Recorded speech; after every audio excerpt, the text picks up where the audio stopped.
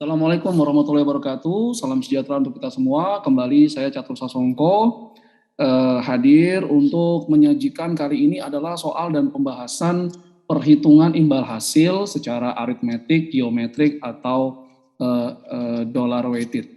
Ya, ini adalah materi yang ada dalam e-learning manajemen investasi. Nah, ini soal dan pembahasan imbal hasil menghitung dengan rata-rata rata-rata aritmetik, kemudian juga geometrik dan dollar weighted. Jangan lupa untuk mengunjungi e-learning penerbit salemba.com manajemen investasi ya. Nah, ini e-learning ini juga dapat diakses secara gratis dengan cara membeli buku-buku manajemen investasi yang diterbitkan oleh penerbit Salemba 4, tentu saja buku original.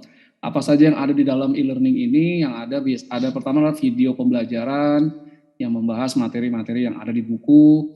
Kemudian juga ada soal dan pembahasan. Anda bisa mengerjakan secara mandiri dulu soalnya. Kemudian Anda juga akan mendapatkan pembahasan komprehensif. Atau video seperti ini juga untuk berbagai topik yang ada dalam manajemen investasi. Kemudian juga jika Anda ingin menghadapi ujian tengah semester, kami juga menyediakan tryout UTS yang bisa Anda akses secara mandiri. Anda kerjakan dulu, nanti juga ada pembahasan komprehensifnya dan juga tryout UAS.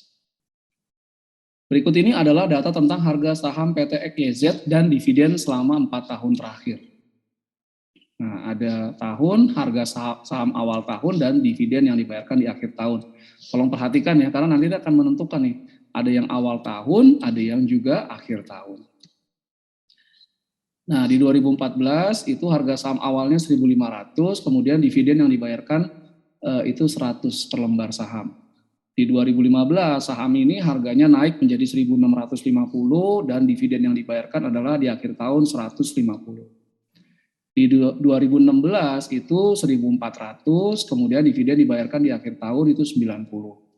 Dan di 2017 itu harganya menjadi 1.450 dan dividen yang dibayarkan adalah 125. Oke. Seorang investor membeli 100 lembar saham PT EKZ di awal tahun 2014. Di awal tahun 2015, investor yang sama membeli kembali 200 lembar saham PT EKZ. Di awal tahun 2006, investor menjual 100 lembar saham PT EKZ, dan di awal tahun 2017, investor menjual keseluruhan saham PT EKZ yang dimilikinya. Oke, ini adalah transaksi investor dengan saham PT EKZ dari tahun 2014 sampai dengan awal tahun 2017. Adapun pertanyaannya adalah yang pertama, tentukan tingkat imbal hasil untuk investor tersebut berdasarkan rata-rata aritmetik dan rata-rata geometrik. Jadi imbal hasil dari periode awal tahun 2014 sampai awal tahun 2017. Oke. Yang kedua, tentukan imbal hasil dollar weighted untuk investor tersebut. Nah, jadi ada 3 imbal hasil yang akan kita hitung. Yang pertama imbal hasil dengan rata-rata aritmetika, kemudian imbal hasil dengan rata-rata geometrika, dan imbal hasil dollar weighted. Periodenya awal 2014 ya sampai awal 2017. Nah, teori adapun tentang bagaimana menghitung rata-rata aritmetik dan geometrik itu sudah ada juga video pembelajaran tentang perhitungan rata-rata aritmetik geometrik ya di e-learning manajemen investasi yang sudah saya jelaskan sebelumnya. Nah, jawabannya sekarang langkah pertama kita menghitung dulu tingkat imbal hasil tahunan terlebih dahulu, tingkat imbal hasil tahunan. Nah, holding period return atau tingkat imbal hasil 1 tahun itu adalah dividen yang diterima jika ada di tahun tersebut ditambah harga saham akhir tahun, dikurangi harga saham awal tahun, dibagi dengan harga saham awal tahun. Nah, jadi ini HPR ini adalah holding period return, karena ini kita menghitungnya per tahun, maka periode ini adalah imbal hasil periode kepemilikan 1 tahun, itu adalah dividen yang diterima di tahun tersebut jika ada, ditambah harga saham akhir tahun, dikurangi harga saham awal tahun dan dibagi harga saham awal tahun. Nah, kita lihat holding period return 2014, dividen yang dibagikan di akhir tahun 2014 itu adalah 100. Adapun 1650 ini adalah harga saham awal tahun 2005. Nah, awal tahun 2005 ya, awal tahun 2015 ini sama juga dengan akhir tahun 2014. Sama dengan akhir tahun 2014. Di awal tahun 2015 itu sama dengan akhir tahun 2014. Berarti 1650 ini adalah harga akhir tahun 2014. Adapun harga awal tahun 2014 itu adalah 1500. Nah, ini harga awal tahun 2014 ya. Lihat kembali di soalnya. Oke, kita lihat soalnya. Nah, ini harga awal tahunnya 1.500. Nah, ini harga saham awal tahun 2015 ini sama juga dengan harga saham akhir tahun 2014. Maka kita ambil harga saham awal tahun 1.650 ya.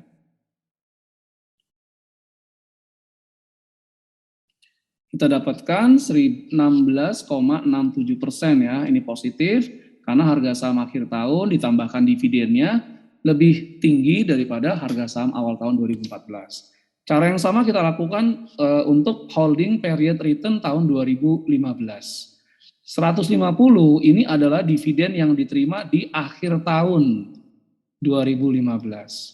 Akhir tahun 2015. 1.400 ini adalah harga saham PT XYZ ini di awal tahun. Nah, awal tahun 2016. Nah, awal tahun 2016 itu sama dengan akhir tahun 2015 ya. Oke. Sedangkan 1650 ini adalah harga awal tahun 2015. Dibagi dengan harga awal tahun 2015, kita dapatkan minus negatif karena saham ini mengalami penurunan sampai dari 1650 menjadi 1400 di akhir tahun ya. Jadi turun sampai 250, adapun dividennya hanya 150. Jadi perolehan dividen di akhir tahun 2015 itu tidak mampu menutupi penurunan harga saham di akhir tahun 2015. Nah, berikutnya kita mencari holding period return di tahun 2016. Nah, 90 ini adalah dividen yang dibagikan di akhir tahun. Ya, ini dividen akhir tahun 2016. Oke. 1.450 ini adalah harga saham awal 2017. Harga saham awal 2017 ya sama aja dengan harga saham akhir 2016. 1.400 ini adalah harga saham awal tahun 2016. Dibagi harga saham awal tahun 2016. Dapat 10% ya. Jadi 90 ditambah 1.450 dikurangi 1.400 dapat 140, dibagi 1.400 dapat 10%. Jadi kita dapat sekarang imbal hasil di 2014 16,67, imbal hasil di 2015 minus 6,6, dan imbal hasil di 2016 10%. Nah, ketika kita sudah dapat imbal hasil 2014, 2015, 2016, maka kita bisa menghitung rata-rata aritmetiknya. Pertama, imbal hasil aritmetik.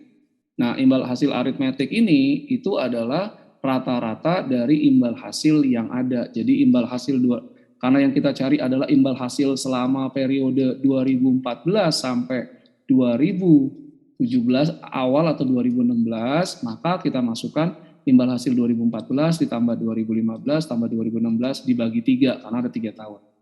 Maka kita peroleh imbal hasil aritmetiknya adalah 16,67%, di 2015 minus 6,6%, di 2016 10% dibagi 3, kita dapatkan imbal hasil aritmetik periode 2014 dan 2016 adalah 6,87%. Oke, ini aritmetik. Berikutnya kita masuk ke imbal hasil geometrik. Nah, imbal hasil geometrik langkah yang pertama itu rumusnya adalah kita tambahkan setiap imbal hasil dengan 1 kita kalikan. Jadi 1 plus imbal hasil 2014, 1 plus imbal hasil 2015, 1 plus imbal hasil 2016. Oke, ya, terus kita kalikan ya semua hasilnya ini. Kemudian karena ini ada 3 tahun, maka akarnya akar 3. Kemudian nanti hasilnya 1 plus imbal hasil 2014 kali 1 plus 2015 kali 1 plus 2016 diakarkan 3, nanti kita kurangkan dengan 1. Nah, berarti 2014 imbal hasilnya 16,67, 2015 minus 6,6, 2016 ini 10%, kurangin 1, maka kita dapat geometriknya adalah 6,43. Nah, ini imbal hasil geometriknya lebih rendah ya daripada imbal hasil aritmetik. Nah, tapi kalau ditanya menggunakan imbal hasil yang mana, nah ini untuk lebih dari 1 tahun lebih tepat menggunakan imbal hasil geometrik ya, 6,43%.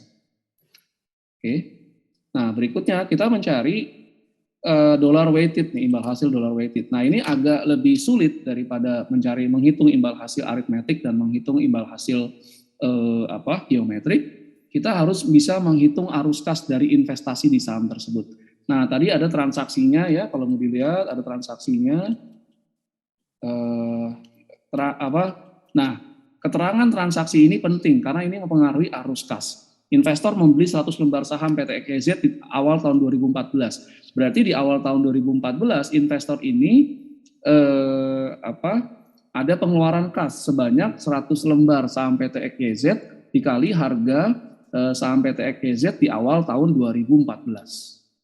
Nah, kemudian nanti kita lihat di akhir tahun 2014 perusahaan juga memperoleh dividen. Nah, itu berarti kalau memperoleh dividen ada arus kas masuk. Nah, di awal tahun 2015 investor yang sama membeli kembali 200 lembar saham. Nah, ini berarti kalau membeli ada uang keluar. Nah, di 2015 juga ada dividen, berarti ada uang yang masuk, ada kas yang masuk. Di awal tahun 2016 investor menjual 100 lembar saham. Berarti kalau menjual saham ada uang kas masuk. Nah, di awal 2017 juga investor menjual keseluruhan saham. Nah, dollar weighted return itu dipengaruhi oleh transaksi pembelian, penjualan saham, dan penerimaan dividen. Makanya perhatikan ini ya. Oke, saya kembali sekarang kita lihat. Oke. Nah, tahun 2014, nah dia membeli saham 100 lembar kali 1.500. Maka ada uang kas keluar dari investor tersebut minus Rp150.000.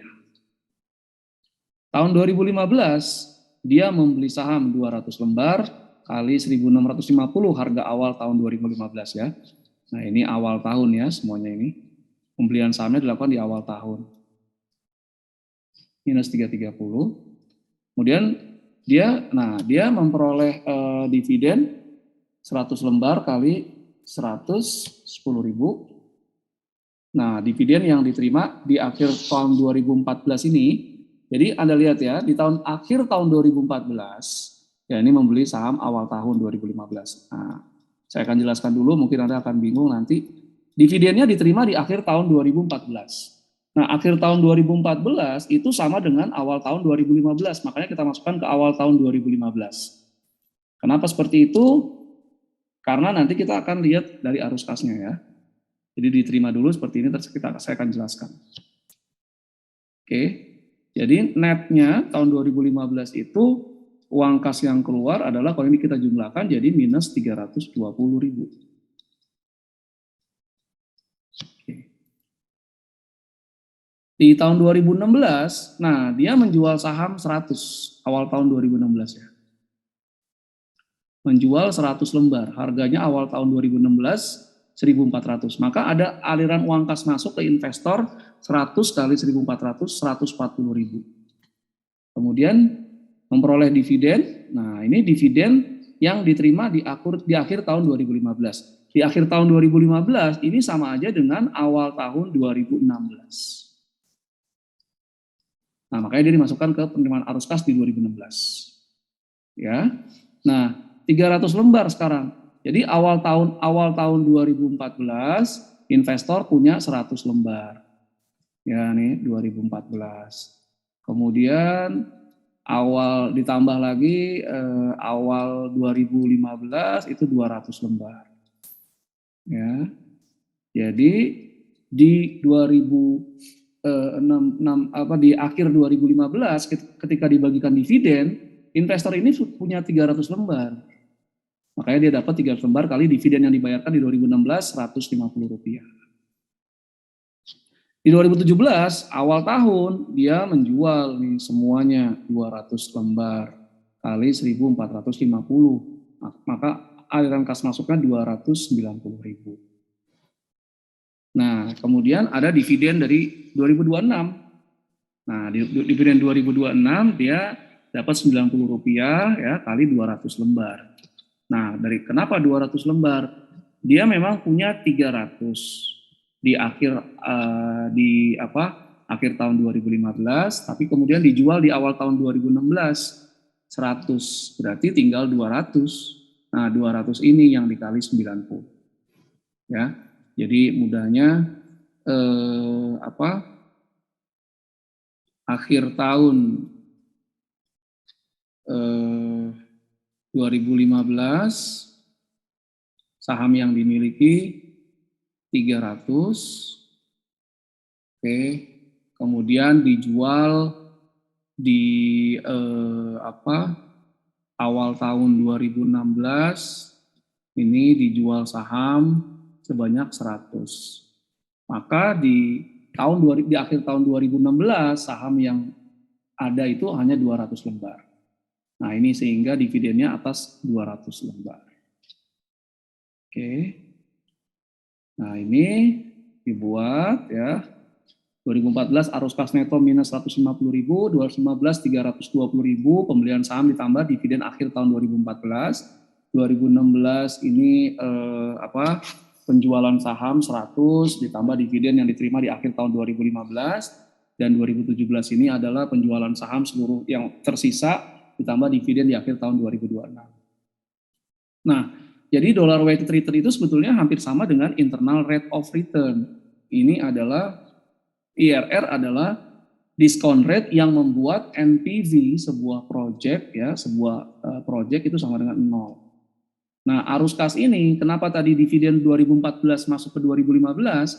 Karena kalau Anda masukkan dividen akhir tahun 2014 dengan arus kas tahun 2014, itu awal beli sahamnya kan di awal tahun 2014, ya kan? Sedangkan dividennya diterima di akhir tahun 2014. Nah, secara time value of money itu udah berbeda. Yang awal tahun 2014 dengan yang dividen diterima di akhir tahun 2014 itu nilai sekarangnya berbeda. Makanya yang penerimaan dividen di akhir tahun 2014 dimasukkan ke 2015. Nah, sama dividen di akhir tahun 2015 ke 2016 arus kasnya. Dividen yang 2016 ke 2017. Nah, secara IRR ini adalah 0 minus 150. Ini 300 ini tahun 2014 tahun ke-0 gitu misalnya, 2015 tahun ke-1, 2016 tahun ke-2, 2017 tahun ke-3.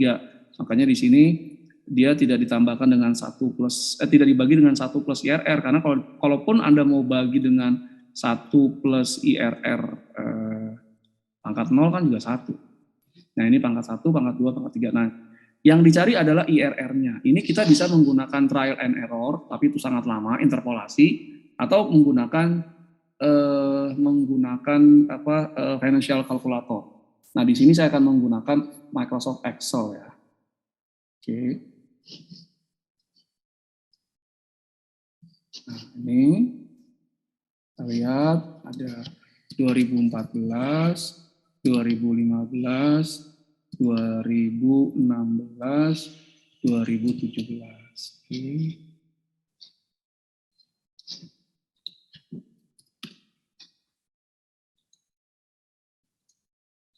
Coba mudah. Ya. Nah, kita masukkan arus kasnya. Ya, arus kasnya. Oke. Arus kas 2014 tadi adalah minus 150.000. 150.000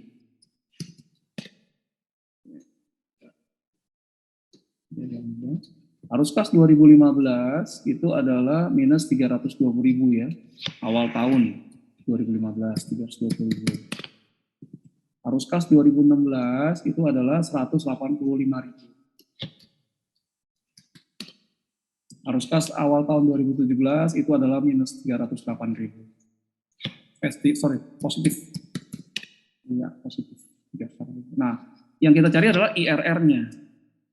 Internal Rate of Return atau tingkat diskonto yang membuat NPV atau arus kas ini itu NPV-nya 0, Net Present Value-nya 0. Ya, silakan lihat ke perhitungan NPV dengan apa itu IRR, perhitungan NPV ya di capital budgeting. Nah, ini saya pakai formula functionnya, kita ketik IRR. Nah, ini muncul IRR ya, insert function. Nah, value-nya kita masukin nih, arus kasnya. Arus kasnya kita masukin semua dari tahun 0 ya, dari 2014 sampai 2017, terus kita klik done. Nah, ini IRR-nya adalah 2,49%. 2,49%. Berarti dollar weighted return-nya itu adalah 2,49%. Oke. Nah, kita kembali lagi ke sini ya. Jadi IRR tadi 2,49%. Oke.